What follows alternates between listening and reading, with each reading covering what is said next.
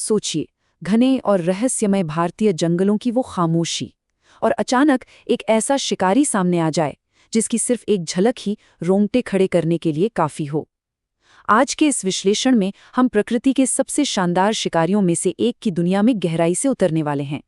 हम बात कर रहे हैं भारत के सर्वोच्च शिकारियों, यानी हमारे बाघों की, उस अविश्वसनीय और अकल्पनीय विविधता की जो शायद पहले कभी नहीं देखी गई होगी। ये सिर्फ एक जानवर नहीं है, ये शक्ति, भव्यता और प्रकृति के सबसे गहरे रहस्यों का जीता जागता प्रतीक है। आप जरा इस आंकड़े पर गौर कीजिए, 70%। ये कोई छोटी मोटी संख्या नहीं है। क्या आप अंदाजा लगा सकते हैं कि इसका असल में क्या मतलब है? पूरी दुनिया में जितने भी जंगली बाघ बचे हैं, उनमें से 70% से ज्यादा सिर्फ और सिर्फ भारत में पाए जाते हैं। ये सच में एक हैरान कर देने वाला आंकड़ा है। इसका सीधा सा मतलब ये है कि भारत इन राजसी जीवों का सबसे बड़ा और सबसे अहम घर है। मतलब ये सिर्फ एक देश नहीं है, ये सच में बाघों का अपना एक बहुत विशाल साम्राज्य है। लेकिन रुकिए, जब भी भारतीय बाघ का जिक्र होता है तो दिमाग में सबसे पहले क्या आता है? शायद रॉयल बंगाल टाइगर की वो जानी पहचानी छवि, है ना? लेकिन आज की हमारी इस चर्चा का असली मुद्दा कुछ और ही है। दिलचस्प बात तो ये है कि इन सभी बाघों की धारियां या उनका रंग रूप बिल्कुल एक जैसा नहीं होता। यकीन मानिए, हमारे देश का भूगोल, यहाँ की जलवायु और जेनेटिक्स, ये सब मिलकर बाघों के कुछ ऐसे अद्भुत रूप पैदा करते हैं जिन पर शायद पहली बार में यकीन करना ही मुश्किल हो जाए। हमारे देश का भौगोलिक विस्तार बहुत विशाल है। हमारे पास 50 से भी ज्यादा टाइगर रिजर्व्स हैं। जिम कॉर्बेट से लेकर सुंदरबन और सिमलीपाल तक हर एक जंगल अपने आप में एक बिल्कुल अलग दुनिया है।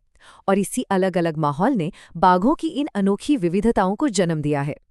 इसे एक तरह से प्रकृति की एक विशाल प्रयोगशाला मान लीजिए, जहां ऊंचे पहाड़, गहरे दलदल और घने जंगल, ये सब मिलकर इन शिकारियों का असली रूप तय करते हैं।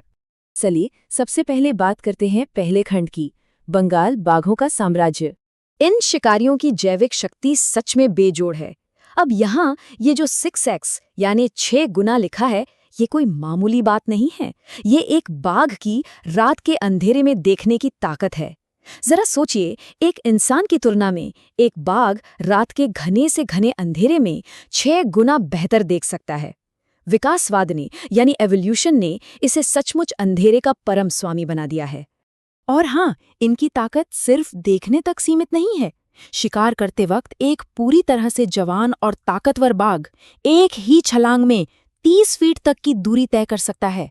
हवा में 30 फीट की दूरी, मतलब ये चपलता और भारी भरकम ताकत का एक ऐसा बेजोड़ संगम है जो पूरी प्रकृति में बहुत ही कम देखने को मिलता है।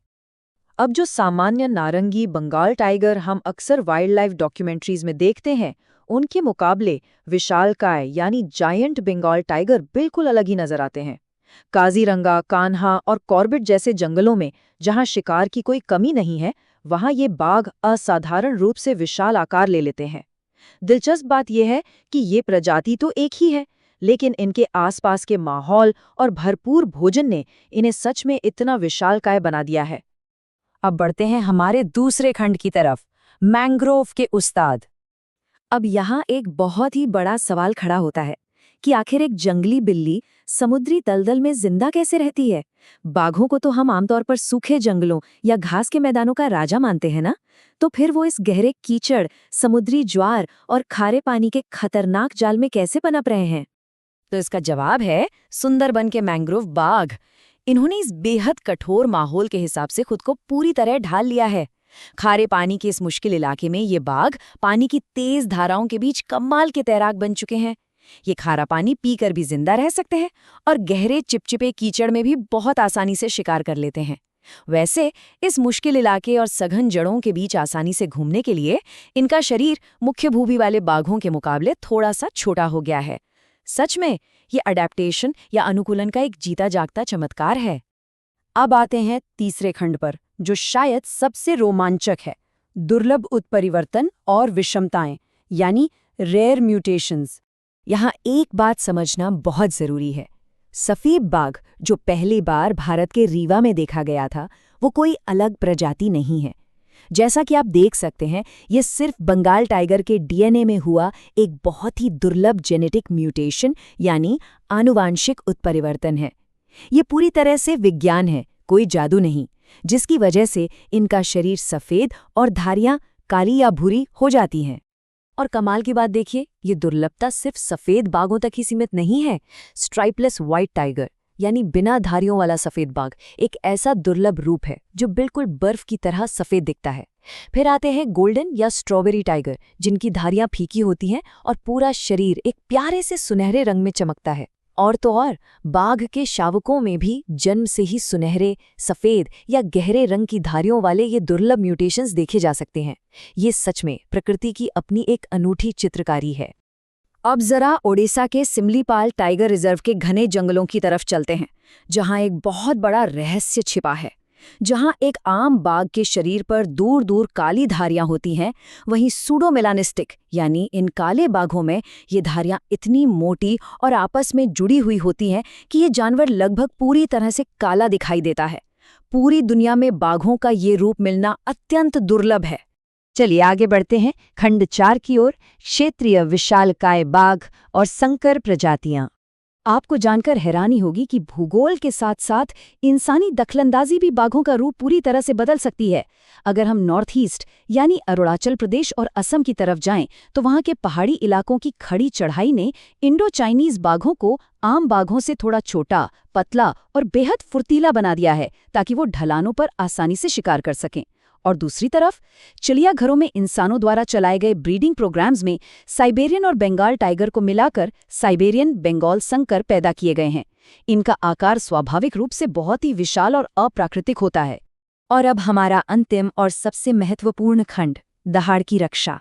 ये एक बहुत ही सीधा लेकिन बेहद शक्तिशाली सच है। भारत का राष्ट्रीय पशु होने के नाते बाघ सिर्फ एक ताकतवर शिकारी नहीं है, बल्कि वो इस बात का असली पैमाना है कि हमारा जंगल कितना स्वस्थ है। वो जंगल के राजा हैं, और जब तक वो सुरक्षित हैं, प्रकृति का वो नाजुक संतुलन बना रहता है। असल में बाघ हमारी प्राकृतिक संपत्ति और संस्कृति का एक बहुत ही अभिन्न अंग है। इस संतुलन को बचाने के लिए बहुत ही व्यवस्थित प्रयास किए गए हैं, और इसमें सबसे बड़ा नाम है प्रोजेक्ट टाइगर।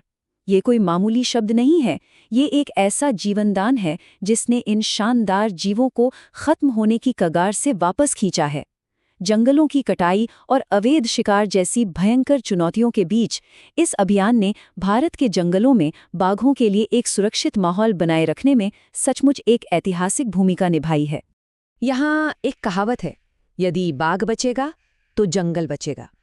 और यकीन मानिए, ये सिर्फ कोई नारा नहीं है, ये एक बहुत बड़ा पारिस्थितिकीय सत्य है। एक शिकारी और उसके जंगल के बीच का ये रिश्ता बहुत गहरा और अटूट होता है। बाघ को बचाने का सीधा सा मतलब है अपने जंगलों को, अपनी नदियों को और अंत में खुद अपने आप को बचाना। तो आज की इस चर्चा के अंत में एक ऐसा सवाल सामने आकर खड़ा होता है जिस पर हमें बहुत गहराई से सोचने की जरूरत है। एक तरफ तो जंगलों की कटाई और अवैध शिकार का खतरा लगातार मंडरा रहा है, और दूसरी तरफ प्रकृति के ये अविश्वसनीय चमत्कार हैं, चाहे वो विशालकाय बाघ हों, मैंग्रोव के उस्ताद हों या फिर दुर्लभ काले बाघ। क्या हमारे आज के संरक्षण प्रयास प्राकृतिक धरोहरों के इन अनूठे प्रतीकों को हमेशा के लिए खो जाने से बचाने के लिए काफ़ी हैं?